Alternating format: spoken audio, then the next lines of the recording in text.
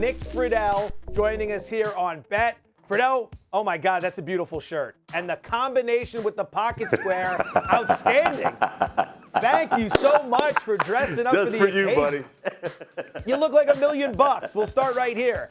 At a price of plus 240 to win the title, the Lakers are still listed as the favorites over the Brooklyn Nets at William Hill, who are at a price of plus 350. But with the Anthony Davis news that he has the calf strain and that the Lakers are going to shut him down for a little bit, which team would you be more willing to put your money on to win the title, the Lakers or the Nets? I'd still take the Lakers. And, Joe, the reason why is because the Nets don't play defense. And they are fantastic offensively with Kyrie and Harden and KD. And when they're healthy, that's great. But I'll believe it when I see it, when a team can be that dominant offensively and not play much defense all the way through the playoffs and winning the finals. So for now, given what I know, even if AD misses a large chunk of time, if those are the two options, I'm still going with the Lakers. The Utah Jazz are laying 3.5 points tonight on the road in Los Angeles against the Clippers. Despite the best record in the business, the Jazz are still 12-1 to win the title. On a scale of 0 to 100, what percentage chance do you give Utah to claim the 1 seed in the Western Conference? I'll still give them a 50% chance. I think they've got a legit chance to get through that threshold this year. But the reason why people don't want to believe in the Jazz, Joe, is because they've never proved it in the playoffs. And you're talking to somebody who last year was like, yep, the Jazz are there. The Jazz are title contenders. And then what did the Jazz do?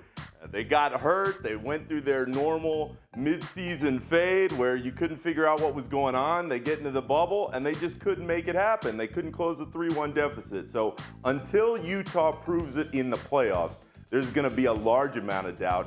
And I understand why, because this is a team that is made for the regular season to do well like they're doing now. The 1 seed is possible. I just still don't buy that they're going to get into the playoffs and really do something different this time.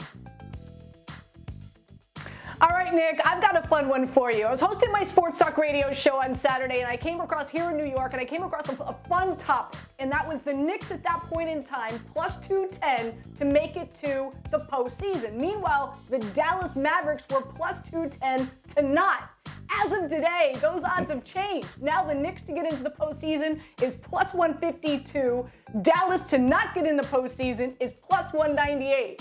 My question to you is, what is the better bet? Anita, I am not betting against Tom Thibodeau. We're talking about tips here. You think this guy is going to find a way to not steer this team into the playoffs? This is an untankable coach. He gets Derrick Rose. He's got Julius Randle being awesome, the best of his career. He looks a lot like Luol Deng did at that start of the Bulls run about 10 years ago. Tibbs knows how to get teams who nobody really believes in to play at a higher level than they're capable of. I'm taking Tibbs, and I would bet on the Knicks in this case. ESPN reporter covering the NBA, Nick Friedell, with us here on Bet. Nick, you're going to be joining me next week to co-host this show. If you're going big pocket square, you better let me know in advance so I can up my game as well. Joe, I'm going to send you like 10 different options because I got so many that I feel are bet worthy, so you can make the final decision, but I promise I'll be ready. Very classy. Keep it classy, Friedell. We appreciate it. Thanks so much for coming on. Always, guys. Thanks for watching ESPN on YouTube. For live streaming sports and premium content, subscribe to ESPN+.